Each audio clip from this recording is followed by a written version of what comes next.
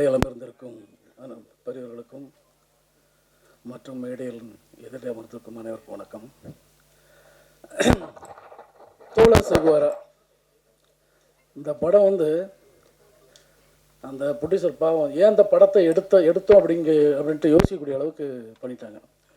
அது என்னங்க சென்சார்னு ஒன்று வச்சு நம்மளை ஏன் அண்ணட கூட சொன்னேன்னா வேலுமரன் சொன்னான் பார்க்கும்போது இந்த சென்சாருங்க ஒரு விஷயத்தை வச்சு ஏன் நம்மளை இவ்வளோ ஒரு துன்புறுத்துறாங்கன்னு தெரில. ஒரு நல்ல கருத்துக்களை சொல்ல முடியல. அப்போ எப்படி தான் நாங்கள் படம் எடுக்கணும் அதையாவது சொல்லுங்கன்னு அதையும் சொல்ல மாட்டாங்க. அது என்னங்கிறதே தெரில. எனக்கு கூட என்னுடைய ஃபஸ்ட்டு படம் மின்சார்னு ஒரு படம் பண்ணேன்.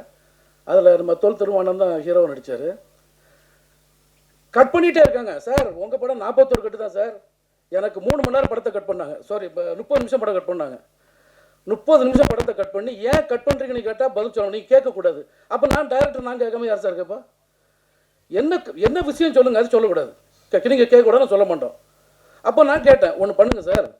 அதான் ஜாதி அப்படிங்கிறத நான் பேசலை, ஜாதியை பற்றி பேச வரல. சினிமாவில் கூட மதிப்புக்குரிய அண்ணன் சிவா அவர்களை மேடைக்கு அழைக்கிறோம். அண்ணா வாங்கண்ணா ப்ளீஸ்ண்ணா. அப்போ எப்படி அப்போ சொன்னேன், தாழ்த்தப்பட்ட சமுதாயத்திலிருந்து யாரும் சினிமாவில் கூட முதலமைச்சர் நடிக்கக்கூடாது அப்படி எனக்கு ஒரு லெட்டர் கொடுத்துருங்க. இந்த படத்தை நான் அப்படியே விட்டு போயிடுறேன். என்னதான் சென்சார் என்னதான் நினச்சிக்கிட்டு இருக்காங்க ஒன்றும் புரியலை. 41 கட்டு கொடுத்துருக்காங்களா, எப்படிங்க அந்த படத்தை ரிலீஸ் பண்ண முடியும்? அப்படி என்ன தப்பு பண்ணிட்டாங்க? ஒரு நல்ல கருத்தை படத்தில் சொல்லக்கூடாதா? புரியலை என்னைக்கு. அதாவது நாங்கள் ஒரு படம் பண்ணுறதுக்கு எவ்வளோ கஷ்டப்படுறோம், அந்த படத்தை ப்ரொடியூசர் அதை ரிலீஸ் பண்ணுறதுக்கு எவ்வளோ கஷ்டப்படுறோம் அப்படிங்கிறது தெரியாமல் அழகாக சென்சாருக்கு வராங்க உட்காந்து அவங்க இஷ்டம். அதாவது வீட்டிலேருந்து கிளம்பும்போது சென்சாருக்கு வர்றவங்க வீட்டிலேருந்து கிளம்பும்போது பொண்டாட்டிட்டு சந்தோஷமாக வந்தாங்கன்னா அன்னைக்கு எங்கள் படம் எவ்வளோ தப்பாக எடுத்து வச்சிருந்தா கூட நிச்சயமாக தப்பாக படம் எடுக்க மாட்டோம். அதில் தவறான கருத்து இருந்தால் கூட கட் பண்ண மாட்டாங்க. பொண்டாட்டிகிட்ட வீட்டில் சண்டை போட்டு வந்தால் ஃபுல்லாக கத்திரி வச்சுட்டே இருக்காங்க. என்ன கவிதை புரியலை எனக்கு. இல்லை இப்போ அப்போ இந்த சென்சாருக்கு யார் தான் மணி கழிப்பிது? இந்த சென்சாருக்கான முடிவு என்ன இந்த முடிவு?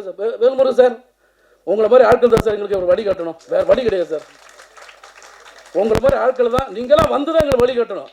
தொல் திருமாவர்கள் அவங்களும் இருக்கு. நீங்களாம் சேர்ந்து எங்களுக்கு ஒரு வழி பண்ணாதான் நாங்கள் நல்ல படத்தை எடுக்க முடியும், நல்ல கருத்தை மக்களுக்கு சொல்ல முடியும். தயவுசெய்து நீங்கள் எங்களுக்கு ஒரு ஹெல்ப் பண்ணுங்கள். நீங்கள் இன்றைக்கி உங்களுக்கு இப்போ நாங்கள் அன்றைக்கி கூட உங்களுக்கு கூடும்போது சொன்னேன், அதே தான் சொன்னேன். சார் இருக்காங்க பெரியவங்க, உங்களுக்கு தெரியும், நீங்களும் இந்த படத்தில் நடிச்சிருக்கீங்க, எல்லாத்தையும் பார்த்துட்டீங்க. ஐயா இருக்காங்க, நீங்களாம் தயவுசெய்து இந்த சென்சாருக்கான ஒரு நல்ல ஒரு முடிவு எங்களுக்கு நீங்கள் தான் வழிகாட்டணும். வழியே கிடையாது. அப்போ தான் நாங்கள் நல்ல படம் எடுக்க முடியும், நல்ல இயக்குநர்கள் வர முடியும். ஒரு சில இயக்குநர்கள் இருக்காங்க, அதாவது இப்போ கூட சொன்னாங்க, இப்போ போன ஃபங்க்ஷனோட சொன்னாங்க ஜாதிலாம் கிடையாதுங்க. ஜாதியெல்லாம் யாரும் பார்த்து படம் பண்ணலை. நல்ல கருத்துக்களை ஒரு சில சமயங்களை சொல்லும்போது ஜாதியை சொல்கிற மாதிரி இருக்க தவிர எந்த ஜாதியும் குறைத்தோ எந்த ஜாதியை உயர்த்தியோ நாங்கள் படம் எடுக்கிறது இல்லை, எடுக்கவும் மாட்டோம். நல்ல கருத்துக்களை சொல்கிறோம்.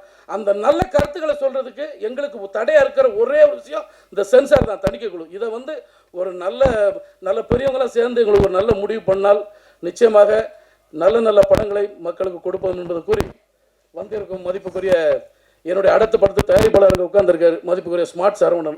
இந்த விஷயம் நடந்ததுனால இப்போ என்ன வச்சு படம் எடுக்க யோசிக்காருங்க. இந்த சென்சார் என்ன படம் தருமா? தணிக்கை குழுவான படம் தருமாங்க? நான் உட்காந்துருக்காரு. 5.5 கோடி ரூபா பட்ஜெட் போட்டு படம் கொடுத்தேன். மலேசியா போய் லொக்கேஷன் பார்த்துட்டு வந்து அங்கே உட்காந்துருக்காரு. சரவணன் சார் எழுப்புங்க சார்.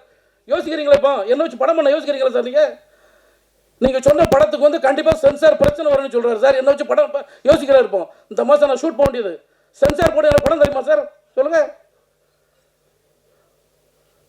இந்த மாதிரி நிறைய விஷயங்களுக்கு சிவா சார் நீங்களும் இருக்கீங்க, என்னென்ன பாட்டு போட்டுக்கிட்டு இருக்கோம் உங்களுக்கு தெரியும். அதனால உடனே நீங்கள் மேலே வாங்க சார்னு சொன்னேன். அதனால் தயவு செய்து பெரியவங்க எல்லாரும் சேர்ந்து இந்த சென்சாருக்கு ஒரு வழி சென்சாருக்கு ஒரு நல்ல பாடம் புகட்டுறதுக்கு எல்லாருமே எனக்கு ஹெல்ப் பண்ணுங்கள்.